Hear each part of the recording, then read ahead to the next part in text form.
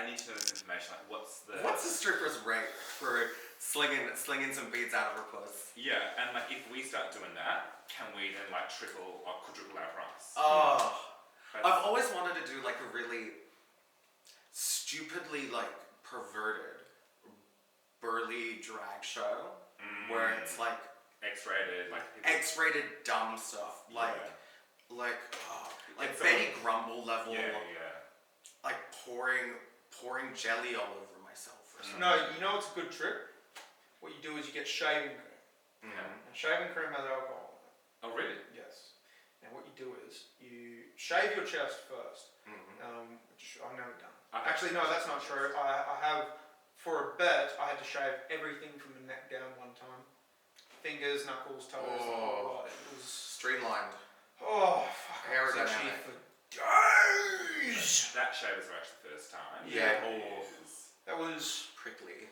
Yeah. Not great. But they let me keep everything from the neck up, so I still have this. Handy. Yes. But the show was, so part of on that stripper show too, she lit her tits on fire and my friend's tits on fire. And then she put them out she put my friend's fire out by slapping him on the chest hell hard. And yeah, we were all just looking at them like, jazz. Did you have like a lighter paper on your titty, or was it? No, this was just shaving cream. Oh, right, yeah, because it'll literally just be a high combustion point to the point where it literally just... Pretty much. And my friend, he was like, she did it on her tits first, and then she did it on my friend's chest. And oh my god, guys, it's really safe. No, he was like, once she lit it, he was like, oh, that's warm. That's real, guys. That's fucking real. And I was like, we were just looking at him like, This is research. Imagine doing that at a hen's night. No, I think we need to start we'll do like extra saucy or something charge and triple. Like this is good. Look, I remember at one point we had to, everyone but the groom, because the groom was getting married, so he had certain things he could not do, which we... Did he get a hall pass? No, he did not. And that's why he couldn't do the things right. But, and if he didn't, I wasn't about to cover for him, because I thought, Corey, this is... If he was married a bitch, I probably would have gotten him a dozen dollars. But he was marrying a very nice woman. So I thought, Corey, let's do right by the woman. And he was very happy to go along with that. He didn't fight it. He was happy to go along by her as well. He was saying like, nah, I'm not cheating on the missus. And I was like, good, because I wasn't going to let you anyway. But, so in that regards, it was sensible. But a lot of other shit was done. And one of the things we had to do is we all had to eat an item out of her phone. And we had to do it hands-free. And I remember... A flip-flop phone or like... A what? A flip-flop No, phone? a pussy phone. A pussy phone. And we had to do it hands-free, and I remember... Out of her sandal. Yeah. Out of her Birkenstock. People do. Someone who was... He's a friend of mine. He shall remain nameless for his own good. He's a little bit... He's got a heart of gold. But he's a little bit... When he's on the piss, he's a little bit slow. As you are. But he was like... And talk about... I got an insight into the sexual nature of this guy, because we were meant to do it hands-free, and he must have just forgotten that, because he grabbed this ass like it owed him money. And he was like... And this stripper spun around and slapped him in the face so hard. Good for her. Absolutely fair. Afterwards he came to me and she hit me so hard, man. And I just cheered him up by saying, yeah, man, I really wish it was me, And that made him laugh and cheered him up. But yeah, he got slapped in the face so hard, there were shock waves. And we were all just... You can see the ripple? Yeah. I wish we had a slow-mo that came on him. Yeah. Just a bad... You can recreate the moment. Yeah, well, she was a good-looking stripper. It's got a GoPro. Yeah, that'd be... It appeared the action really. Chest strap. Yeah, that quite can. That was an epic weekend. We should do another weekend like that, even if it's just not a bikes party. We should just get a bunch of lads together and just go support the girls at Voodoo. Go support... I feel weird in strip clubs. I've never been. Neither. I feel like you could just put a bunch of drag queens in a house down south for a weekend and just film them and just see what happens. Oh, literally. Real Housewives of South Perth. Oh my gosh. Can we do that? Because I have a film crew that will do that. They remember that one that they attempted to do as a bit for Jermaine DeVos's. Yeah, it was like an assignment. It was like a full thing. Yeah, that was iconic. It's so quotable. Yeah. But it was it's staged, right? It's not. It wasn't reality TV. It was It's staged. so cheese, and I loved it. Yeah, it's iconic. But like, imagine if they're trying to do that with Drag Race. There's the idea floating around a World of Wonder of creating a Big Brother Like a house. Yeah. house, but chucking a whole bunch of drag queens in it. New Zealand has already done that because they have a series that was run by Kid Amin and Anita Wiglet called like House of Drag or something. Oh yeah. Electra Shock won the first. I think it was the first or the second season. No, Electra Shock got beat by Spanky Jackson on the one season, and Spanky came in as an intruder. So were they filming the house? They were filming the house. The first winner was a drag king. And was it like competition based? Like competition based. Elimination on like drag competitions and stuff? Like they got eliminated from the house and everything. Yeah, that's the money winner there. Yeah, this would be like and you know the exchange rate is good. Mind you, it was only be like 25k or something, but 25k New Zealand. Yeah. I had to make an observation to defend a Kiwi recently. Because I work at a bar and we occasionally get some Englishmen in there. And people from certain parts of England are... Trouble. They're just trouble. Yes. And there's this lovely Kiwi lady who comes in, Sally, who's one of our regulars, and she's just such a lovely lady. She always comes in with a smile on her face. I know what she's going to order nearly every time. And she's never trouble. Questionable taste in men, but we'll get to that later. Anyway, she was talking to this guy, and Sally's been in Australia for like 5 or 6 years. This Englishman's been in Australia 10. And, you know, he's a bit of a dickhead, this Englishman, at the best of times. And I think he said something along the lines of, I'm more Australian than you. I've been here for 10 years. And I couldn't resist, but I had to point out to him, I was like, man, you could be in Australia for 100 and she could be in Australia for a day. Kiwis will always be closer to Australians than Englishmen. Literally. Yeah, it's not even a competition, okay? Kiwis are like the cousins that we're competitive with. Yes, we give each other a lot of shit, but we still love them more than people from the UK by a long margin, okay? There's so much banter there, like with who started Pavlova. Like, just all of that, Yeah, who can sink more piss? Yeah. The answer will always be Bob Hawke. Gotcha. Thoughts, Serenity? We're keeping it apolitical. Now, the other thing I wanted to discuss back to drag was what was, in terms of local performers, we're going to talk about local performers and then international performers. Who are some of your favourite performers to work with? Favourite drag king? Favourite drag queen? Oh, okay. Favorite drag king to work with? Okay, there's two. Quite recently, winner of the King of the Underground competition, Jackson Coke. Nothing but professional. Nothing but nice. Like, so humble and just so camp and so in his own world. Yes. Other one is Blake Cassette. Obviously. Yes. Like, he won Mr. Congeniality for a reason. And he's just... Generally, him and I, we have the same... oh my god, so sorry, bone cough. We have the same wavelength when it comes to, like, wanting to do shit in the community. Favorite drag queen? I've always idolized Veronica Jean Jones so fucking much. Like, she is the epitome of a damn showgirl for me. She is like tits and teeth. Like, she could do no wrong. She can do no wrong in my eyes. And it's like the rare times that I ever see her slip up, she just commands so much attention that it looks like she's the lead in the group. I'm like, I want to be her. And the tits are perfect. The tits are perfect. The ginger hair is always perfect. Like, she just... seasoned professional. And she just knows who she is. Yeah. And that is just... Oh. I nearly met her on Saturday night. Very nearly. But I had a lot of people...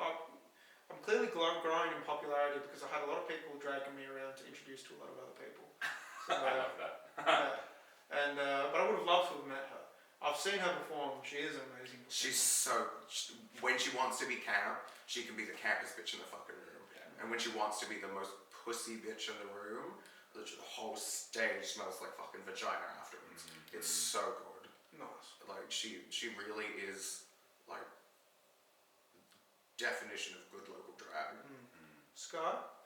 Oh, look, in terms of kings, I've actually only worked with Justin Sider and Black Cassette, and we did a season of Pop Royalty last year together. I loved working with both of them. Justin's like incredible performer, just the way that they can move their body and just create numbers, as well as where they edit music, just like brilliant, and they just make it seem like the process made the process seem so simple. Like I had so much anxiety, and like we need to do the best, we need to elevate it, and they were like, well, you know, we just do this, that, and the other, and it looks great. And I'm like, you're right, it does look great. And then Blake Cassette backstage, I would not have been able to do anything like competition without Blake Cassette. He really is granddad. Yeah, and Blake was my vote for Mr. Congeniality. That year, I told him, I was like, babe, this is why I'm voting for you. These are the reasons. For Queen, look, I mean, there's we call them I don't want to say old, but the old guard, where you have your Ruby, your VJ, Barbie kind of thing, where they... Ruby, VJ, Veronica Jean Jones. So Ruby Jewel, Veronica Jean Jones. And So when I first came out, it was Ruby, VJ, and Hanaconda. Yeah. And every Friday night at the court, this is an institution, right? They did this Friday night show at the court, and like this Every Friday. This is a decade ago, right? We're going back in time now. They were just these drag idols, and they were brilliant then. And they've just spent a decade just refining and just elevating, fine-tuning. Like, they will always, in my mind, be these, like, just... Pillars. Pillars. Have done everything, and they've done it first, you know. But I guess more of a new age queen, I really loved working with my sister, Sassy Cassie.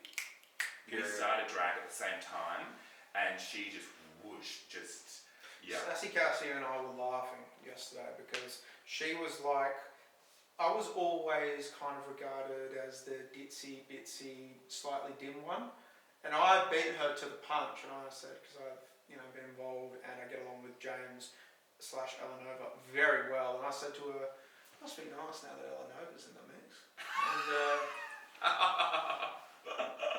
And Sassy was like, honestly, Barbecue has said that so many times. Barbecue said to me, Sassy, it must be nice now that Elanova's taken over the ditzy point, and you don't have to cop that shit anymore. And Sassy was like, it really fucking is, actually. But I love Elanova and James, and he's such a wonderful performer, and I get along with him so well. And he's just a genuinely nice guy.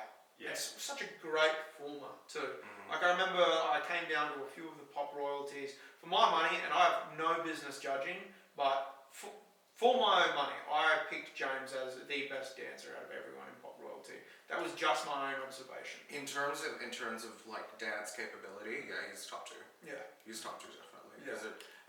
This season that's just passed, I get very invested because these are my sisters and brothers.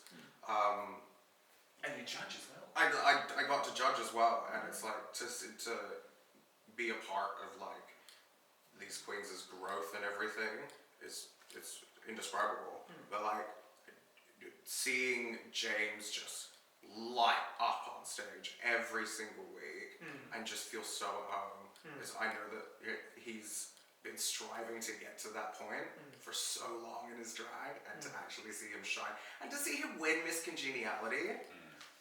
Like, she deserved it. I was very proud of her. Did you see the duet with Elanova and Miss Cara? I did. Yeah, they did some real pussy see choreography. Like, I love it when queens get up there and they just do some hectic choreo and they really kill it, because it's like hardcore is not something that I don't nail it. Like, I try my best, and I'm more of a character queen.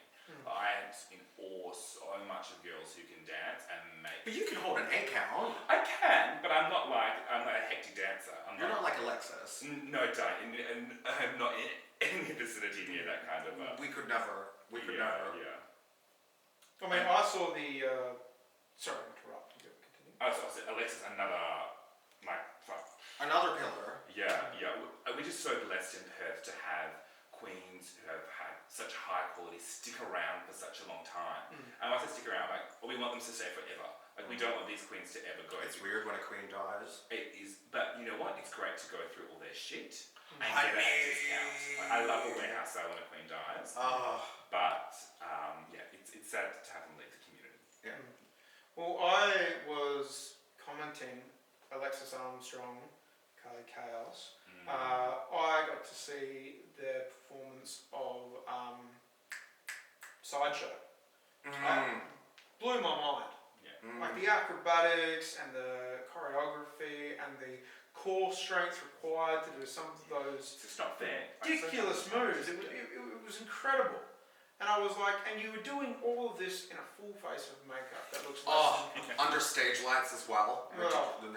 Those stage lights at Connie's are hot. Now, in terms of, I'm not really involved with the drag scene in terms of, unless I'm promoting it on a local level.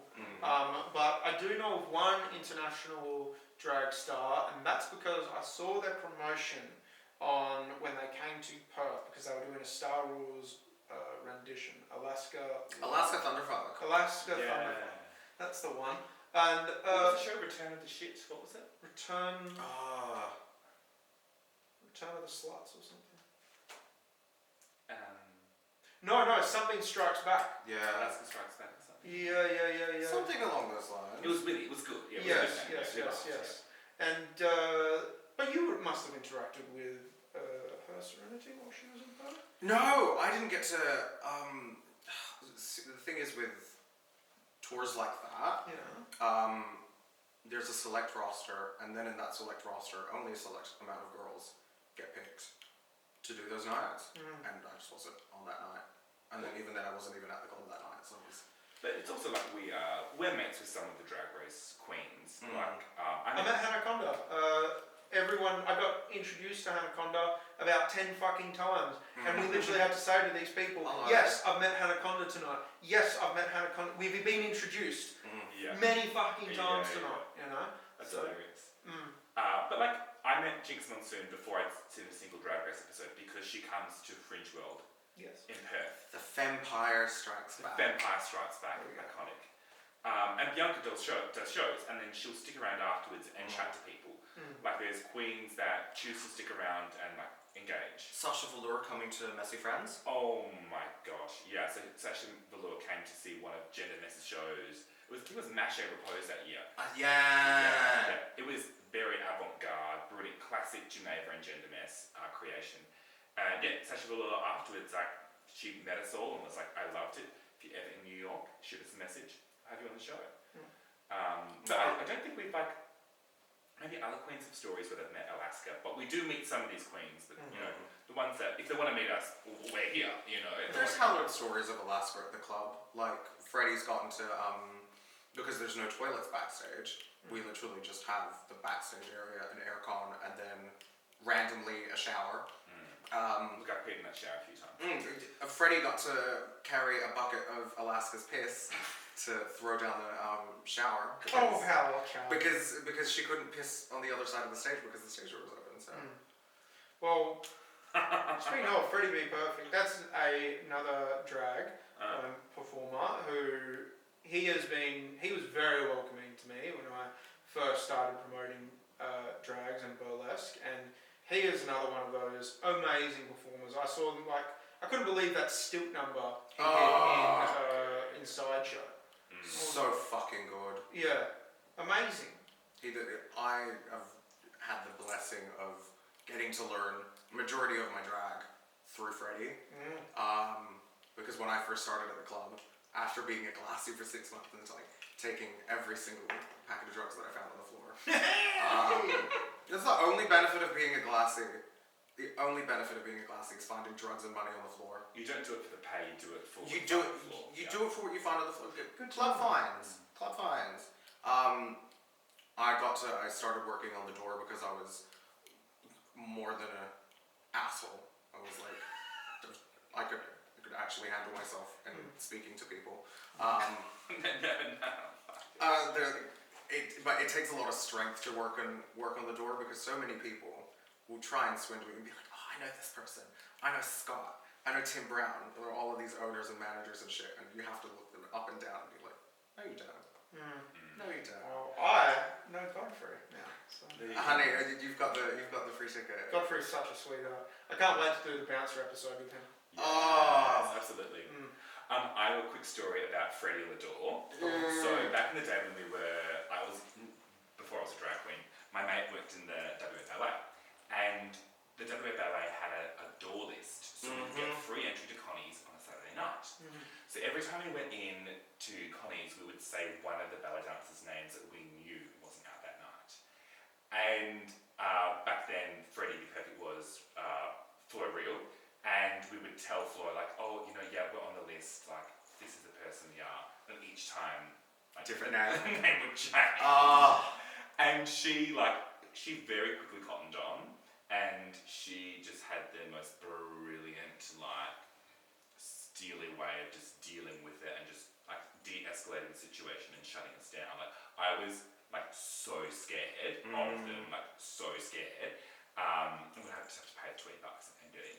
And then later on, actually getting to know them and then performing with them like a fair bit. I'm like, I love this person so much. And like I was just scared of them because they were doing their job, you know? And they're another pillar. They've seen so much drag. Yeah. Like Flo/Freddie's story is such a different generation to ours. Because they started falling in love with drag like a good 10 years ago, started coming out.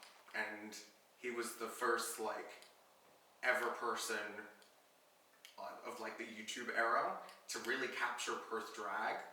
So he'd be out filming all of these spots of like the girls at the time, so like Barbie and Ruby and Hanaconda and Sheila Mann, like Veronica, the legends. Val Nourish, formerly Voluptuous, aka Valkaida. Which fucking name? So okay, we have to say a very quick detour to Valkaida. So was this when she was Valnourished? This was Valnourished. Yeah, Valnourished was a judge, legendary quote. Should we just explain that? So she was Voluptuous, a Big girl. drag name. Big girl. Now, she was like, I can't name a funnier comedy queen that I have met.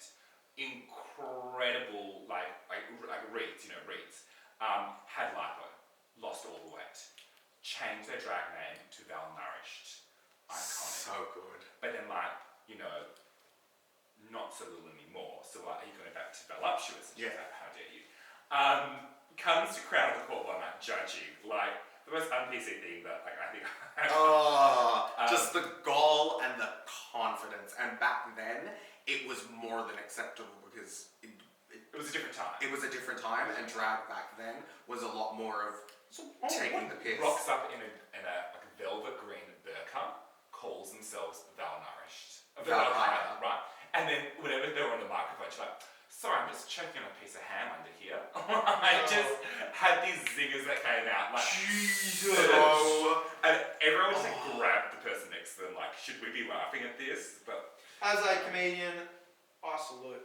That's fucking amazing. They literally just had the small window, the veil, everything, head to toe. It was green as well. Head to like she had beautiful green, but like, just a different time. Well, this brings me to some of the last questions we go to before wrapping up. Now, one thing I do want to ask is 2 favourite things of yours. Favourite show you've been a part of, favourite production. Yeah. Favourite outfit you've ever worn. Now, You before we finish. go on any further, let me reset that camera because I Yeah. don't want them to Okay. time out while we're talking about this. You know what? Conveniently, it timed out while we were talking about the strippers, which in hindsight, probably good for some of my friends that were at that party. Oh. But we still have the audio. Fuck yeah.